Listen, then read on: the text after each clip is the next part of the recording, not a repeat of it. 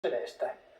Avvicinandosi si potrebbero vedere le stelle che la compongono, ma fin dalla più remota antichità gli osservatori del cielo, gli astronomi e gli astrologi hanno cercato di unire queste stelle conferendo loro la figura di una divinità, di un essere mitologico e di tantissimi animali.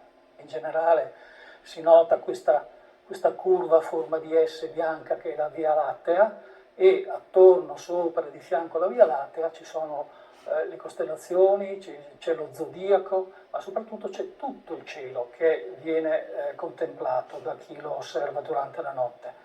E possiamo vedere per esempio la nave di Argo, poi se proseguiamo in questa direzione ci imbattiamo in un frammento dello zodiaco, chiarissimo lo Scorpione, fino ad arrivare a questo punto dove si vede il carro guidato da Fetonte che sta precipitando.